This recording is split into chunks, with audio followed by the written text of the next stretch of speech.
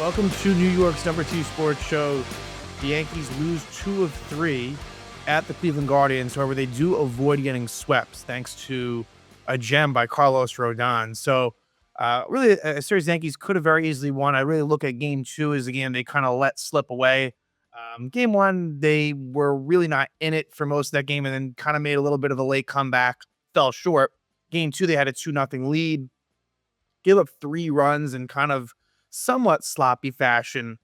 And the offense just wasn't nearly good enough. And we'll talk about some of those offensive struggles. But then game 3, that was the game they really should have blown open. And it kind of kept Cleveland in it. But again, Rodón, and then, a couple of innings from the bullpen gets the job done. So if the Yankees did get swept by the Guardians, it would have been the first sweep at Cleveland since 1970 in a series of 3 games or more. So they've won. That's a crazy stat. The fact that the Yankees have not been swept at Cleveland um, in 55 years, is kind of insane. But the Yankees really, uh, they're playing okay, not great. They're 15-10 right now. As I'm recording this, the Yankees are 1 game ahead of the Boston Red Sox to lead in the American League East. Um, right now they seem to be the prime competition, but that can change. I'm still trying to wait and see what this AL East looks like. You'd have to think that Baltimore, for example, like they've been having a tough start. You'd think that they'd get better. Yankees will be facing the Toronto Blue Jays this weekend, so the first series against them. We'll see what that brings. But, um, you know, I think that the Yankees, there's been a lot of games they've let slip away. Like this record should be probably better than 15-10. There's been a lot more games that they've had slip away than vice versa that they stole. And I think that probably is suggested, I'll give it a look real quick. And run differential can be a very misleading stat, but it tells a little bit of a story. And I'd venture to guess the Yankees probably have a solid run differential. Yeah, plus 31, which is, one of the best run differentials in baseball. Um, Certainly in the AL East, it's by far the best. Um, so, you know, I think I'm not overly concerned, but there are some real offensive struggles that are going on right now. Let's just, I guess, jump into that real quick. But first off, before that, a few transactions took place before and during the series. The first one is Trent Grisham was put on the paternity list. So congrats to Trent. But that's a big loss for this series. I mean, Trent Grisham has really, truly been one of the no worse than top 3 or 4 players on the offensive side in this lineup. And it's become very distinct as far as there's been certain players that have just been absolutely mashing and red hot. And then on the other side, completely cold. And Grisham was on the good side. So he was out. Venture to guess he'll be back and ready to go when the Yankees come home to take on Toronto Friday. And so it was Jorby Bibas, who was recalled. Now, for him, I remember last season he was recalled for a series and never saw action. Same thing here. So he's still looking for his first MLB regular season play, and that will probably have to wait because I would guess that when Grisham comes back, Bibas will go back down. And the other move is on the pitching side, and it is Tyler Matzik, the lefty reliever, formerly of the Atlanta Braves, is on the roster, and they designated Yoendris Gomez for assignment, which, not that it's necessarily surprising, but it's interesting because the Yankees simply don't like losing players, if they can avoid it. And Gomez didn't have options. They couldn't just simply send him down. So Gomez, there's a decent chance that he will probably latch on elsewhere. We'll find out. Not that he was incredible, not that I think that it'll be some big loss, but I think he was decent enough where I would think, considering, his age and, sort of the numbers that he had in the minors, I would expect him to be claimed by another team. So he's out. Matt's again, and so now the Yankees have 3 lefties in the pen: Tim Hill, Ryan Yarbrough, and Matzik. And it'll be interesting because like Matzik's really been very injured the last few seasons. Like he was last really good when the Braves won the World Series in 2021. He was a big piece of that bullpen on that postseason run that they had. So he's had it in him before. He was someone that I honestly kind of forgot about a little bit. Like in thinking about, who was going to come back from the IL, Matzik was someone that like wasn't, I think it's been part because he wasn't on the 40-man roster. But he was still kind of, recovering from being sidelined for so long, and I guess he had to be built back up. So he'll be interesting. I'm not really sure what type of role he'll have to start in what is a pretty deep and solid Yankee bullpen. But yeah, real quick, want to just get into some of the hitters and just the clear dividing line between the ones that are good right now and the ones that aren't. And there aren't really that many in between. We'll try to find some in between, but in no particular order. I guess the order is I'm kind of right now just looking at the lineup from the last game of the series. So that'll kind of be the way for now. But Ben Rice has been just brilliant. Um, Really, really good. And that's the thing. It all continued this series, right? So the thoughts you had going into the series only just, were amplified more. Aaron Judge has been ridiculous. He leaves the series batting 415 with a 1247 OPS. Like, the thing is, he's not even hitting a crazy amount of home runs. Like, he's up there towards the top of home run leaders, but that's not even what it is. He is just getting on base all the time and just racking up hits. Speaking of that, Paul Goldschmidt, he's batting 383. So the top two batting average leaders among hitters who are qualified, having enough at bats to be in that category, it's Judge and Goldschmidt. 415 Judge, 383 Goldschmidt. And for Goldschmidt, it's been a lot of singles, but hey, the OPS is 922. And slowly but surely, he has been throwing in some extra base hits here and there. Um, but he has really, really been great as well. Right. Those are the three big ones. And then Trent Grisham, who was not in this series, but has truly been an absolute force. And you're not going to see him in some of the leaderboards, for some of the average and OPS because he hasn't enough at bats to qualify. But he truly has been someone you want up there and someone who has to be in the lineup very regularly for the Yankees at this point. And then really, let's go on the cold side of things. And Cody Bellinger has been just really bad, batting 177 with a 527 OPS. That's the one that stands out even more. 527, that is like simply awful. And while Bellinger has made some pretty good contributions defensively, although he did make an error in game three, Bellinger, it's crazy because he's batting every game basically around Judge, around Goldschmidt, around, Rice is in the vicinity. And that's the crazy thing is Bellinger's in so many positions to succeed and isn't. Um, and it brings me back to the leadoff position has been great for the Yankees, whether it's been Rice or Goldschmidt, they're getting so much production out of what was a major question mark. And so again, like that top of the order, typically 1, 2, and 4, or really wherever Bellinger isn't, those, he's the one weak spot in the top 4 of the lineup. But then it really hits a rough patch, from 5 through kind of the end, but really more so like 5 through 7-ish, with Chisholm Jr., Volpe really being the main ones. And then you can lump Austin Wells into that as well. You just can. Even though Wells, like, that one doesn't stand out as much, but the numbers are what the numbers are. He's batting 181 with a 673 OPS. But for Chisholm, and there was a home run, he's become very all or nothing. And I know he doesn't profile this way, and it won't last like this, but what he's doing, it's very Joey Gallo-esque. He's striking out all the time, and he is homering a lot. It is kind of all or nothing with Jazz Chisholm Jr. Again, I think he'll turn it up, but he is someone that really I am a bit concerned about on the whole. And with Cody Bellinger as well. And this was someone that really had high hopes on Cody Bellinger. He was awesome in spring training. Again, that will improve, just like Paul Goldschmidt will decrease, just like Aaron Judge will decrease. Like, these things will naturally happen. But at the end of the day, like, it does need to turn around. And for Anthony Volpe, man, I mean, he is looking awful. He struck out 4 times in the last game of the series. Now down to 198 with a 680 OPS. We've seen this way too much from Anthony Volpe. It is not good. And yes, he provides good defense, but they protect him a lot. Like Boone and just the organization. Anthony Volpe, to me, like, it gets to a point where at least give him a day off somewhere. Like, I just feel like he gets treated a little bit differently than some of the other Yankee prospects that get called up. He is like kind of impenetrable as far as any sort of criticism that might come his way or any possibility that he could be messing up. Like, it's a very odd thing to me. in his third season now. You need more from him, and he is so streaky. And when he looks bad, he looks really bad. And then just to round it out, I guess Dominguez and Oswaldo, they're kind of in the middle range category for me, right?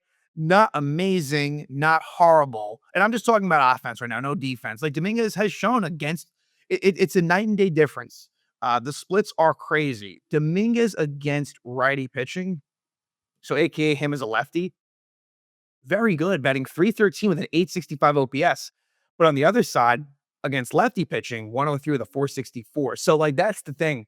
And that's where I think against lefties, it has to be a situation where Grisham, even though he's a lefty himself, Dominguez kind of has to sit if you're in a position of just wanting to win games. If it's about kind of like built, because I do think there's something good to be had for giving them continuous reps. Same thing with his Waldo. Like, but at the end of the day, it's about getting wins. And also, getting guys in the lineup that deserve to play. So same thing with Oswaldo, where um, the numbers are not the OPS is not great at 666, but but some of the other things are right. He needs to clean up on things defensively. I think that's been a bit of a struggle.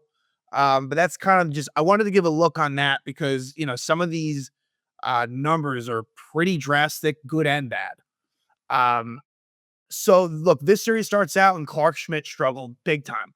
And we're not used to seeing Clarke Schmidt kind of have a really truly bad outing. Even at his worst, he's able to kind of like get through. This ends up being, his first loss of the season and his second start. 4 innings, 7 hits, 5 runs, 3 walks, 7 strikeouts, and 2 homers. I didn't like how he was going after Jose. Like, he should have been smarter with Jose Ramirez, and that's kind of a organizational thing where I've had a problem with the Yankees not pitching around certain hitters when it makes sense. They don't believe in it. They don't believe in. I'm not even talking necessarily straight intentional walk. Just like let's just be careful in the at bat, see if he chases, and if not, put him on. That happens a lot, and I think it's a philosophical thing. Maybe there's a little bit of stubbornness with the pitcher thinking they can get the hitter out. Right, there could be a little bit of that going on. But and especially in this lineup where Jose Ramirez is by far at that part of the lineup the most dangerous hitter, right? Really, this lineup, it's Ramirez and Kwan are the main guys. I mean, there's some intriguing players. I think Kyle Manzardo really profiles as someone who could be a really good power hitter in this league, but you know, I don't get it, right? And so there was a few situations that burned them in this game. As far as the lineup was concerned, Austin Wells would lead off because I didn't mention this. Ben Rice, and this is the good news. Ben Rice pinch hit in game one. He had gotten hit in the elbow in the Rays series, but seems to be no worse for wear. So Yankees kind of dodged a bullet there. If he had, gotten hurt and went on the IL, that would have been a big blow. So Wells would lead off unsuccessfully. And so Pablo Reyes gets a rare start in right field as they decide for Aaron Judge to be the DH. So we had not seen much of Oswald Peraza start lately with the string of righties. They've gone heavy as Waldo, and it's more righties against Toronto. But I still would think that Peraza, and that's where, like, hey, that's where Volpe to me.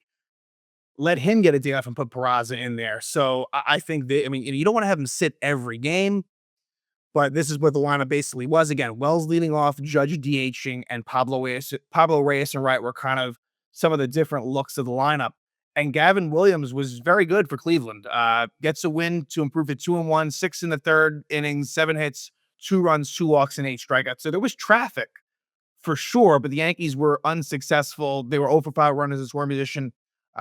Williams did a pretty good job of getting through certain jams that existed.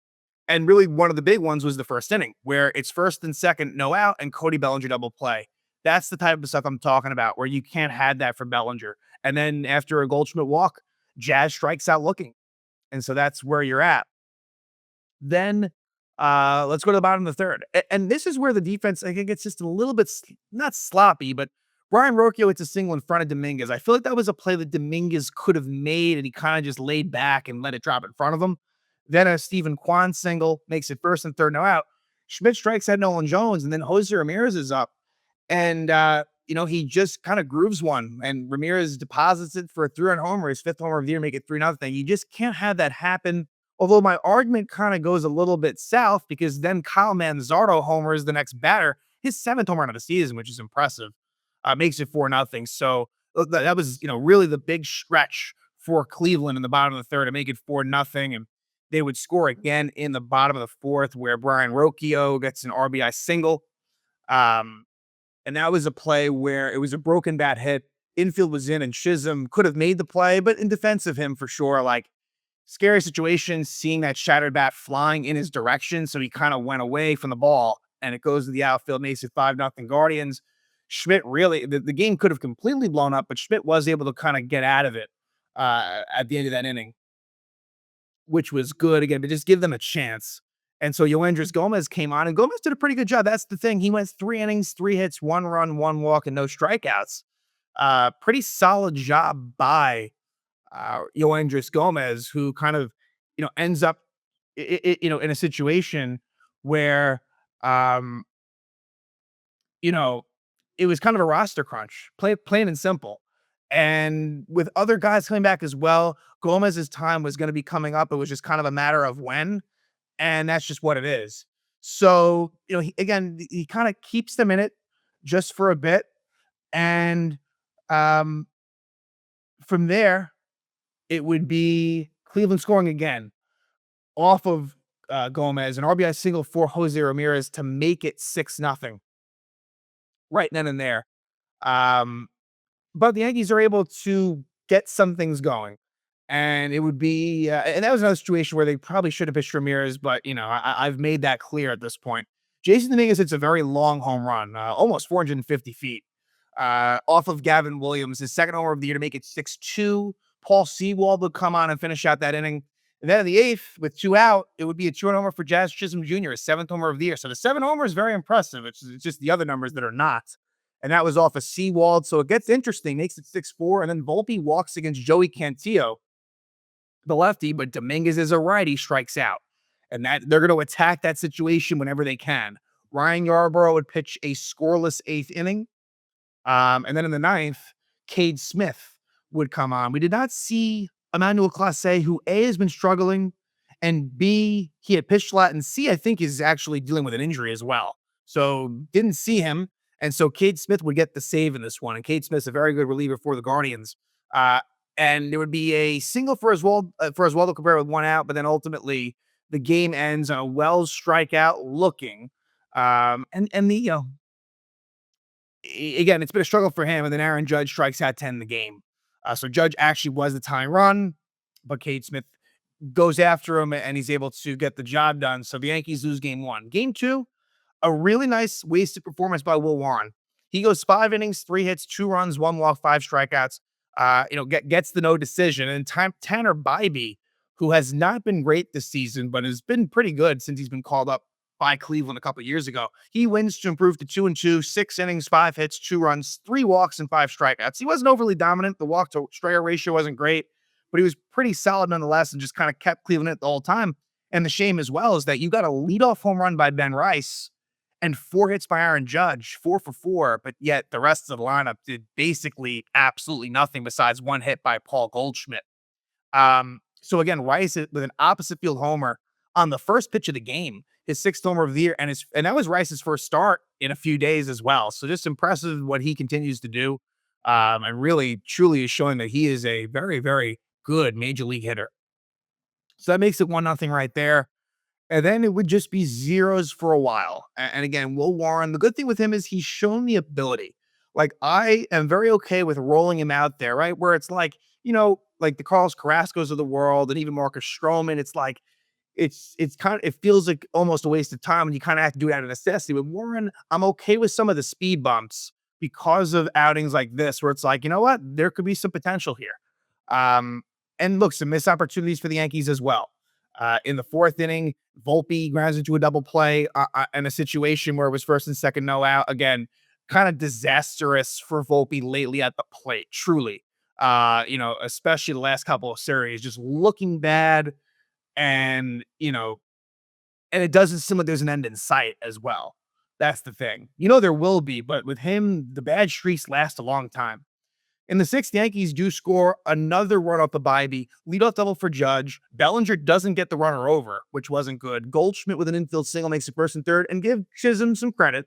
He gets a sac fly to make it 2-0 Yanks. But we go to the bottom of the sixth, and this is where just things go off the reservation.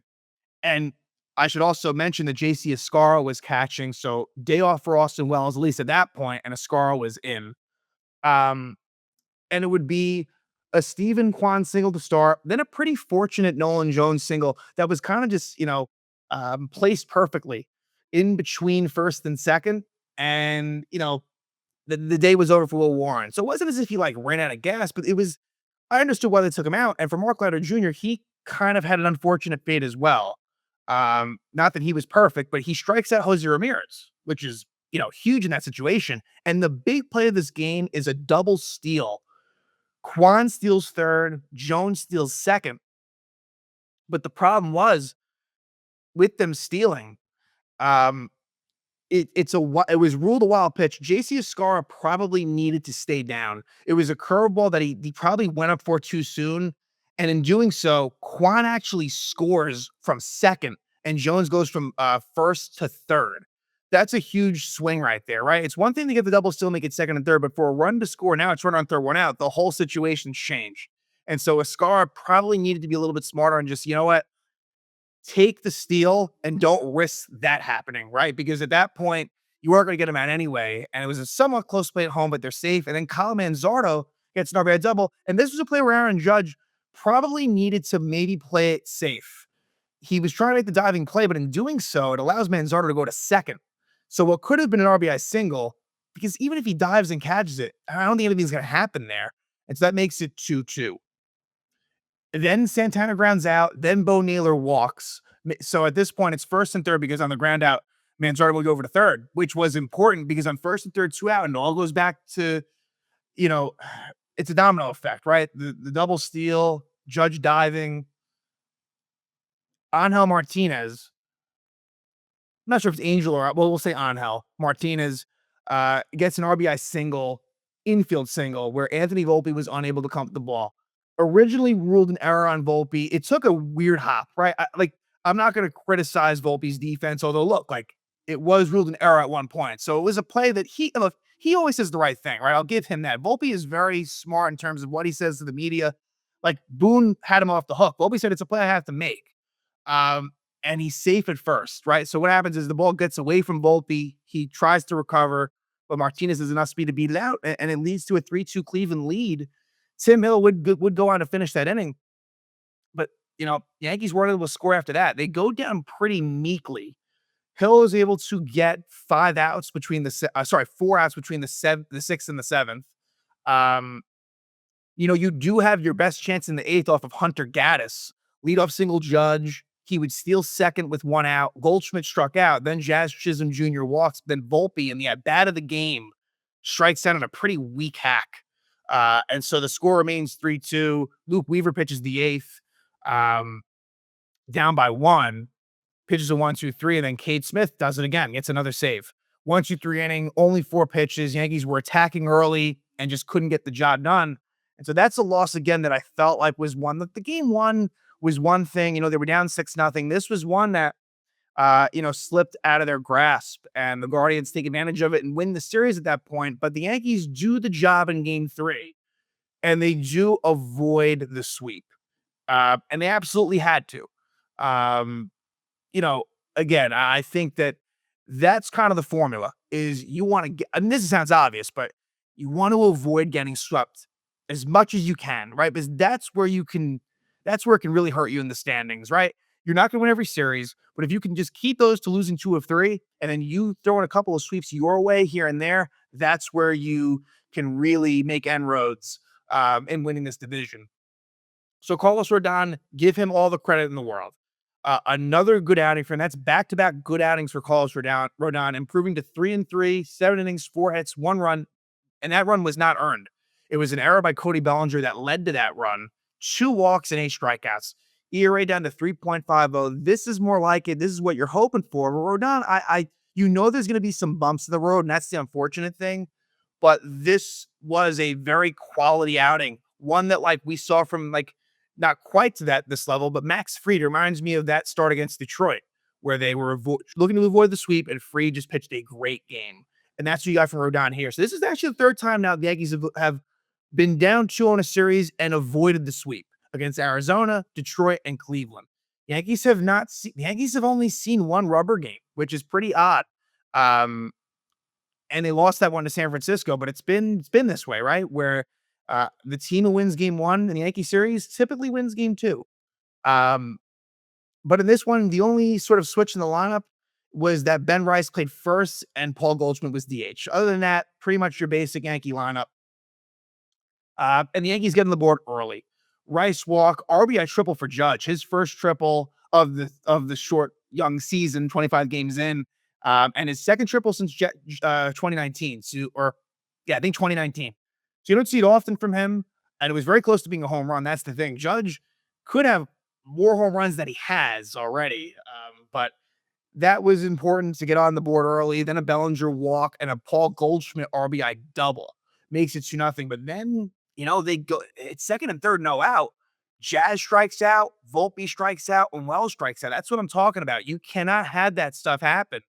And then the bottom of the first, Cleveland gets on the board. It's a Arias double with one out, and then Jose Ramirez with not actually right, not an RBI single. It was a single in front of Bellinger in center. They were going to hold Arias at third, but the ball goes by Bellinger. And so not only, of course, does Arias score, but Ramirez goes all the way to third. So a very costly error by Bellinger, who's been good defensively, but he's been really bad at the plate. Like, you can't afford to be making those mistakes. But luckily, Rodón gets Santana to pop out, and Will Wilson, who was making his MLB debut, he grounds out. So the Yankees keep that 2-1 lead, and they score more on the second, 2 runs. Dominguez walk, he steals second, and then after Oswaldo doesn't get the runner over, it's a Ben Rice RBI single to make it 3-1. Judge singles, first and second. Bellinger flies out, and then Paul Goldschmidt RBI single make it 4-1. Again, it's that Rice-Judge-Goldschmidt combination really getting things done in a major way in this game and in general. It's just crazy how it works sometimes, where certain players are hot at the same time and certain ones are cold at the same time. And that's just and for a very prolonged stretch. And from there, Rodón, gets into a little bit of trouble in the second inning. But we know it was good for this game for Rodón. Only 2 walks in 7 innings. That is very tolerable. And no home runs, which that's the thing too. It's been 2 straight games of no homers for Rodón. So got to give the credit where it's due. And really, he was just in a groove for a while. Strikes out the side in the 4th inning. Luis Ortiz pitched for Cleveland. Should mention that. And wasn't very good. 4 1/3 innings, 5 hits, 4 runs, 5 walks, and 8 strikeouts, losing to go to 2-3. It's been a struggle for him since he was acquired from Pittsburgh. But the Yankees would score again in the 7th. Now, Cody Bellinger was thrown out at home in the 6th on a double by Paul Goldschmidt. I actually agreed. Like, the fact that they went for that with the part of the order coming up after Goldschmidt, I didn't have much of a problem with it. You wish he scored there, but it took a pretty good play from Cleveland to get him out at home.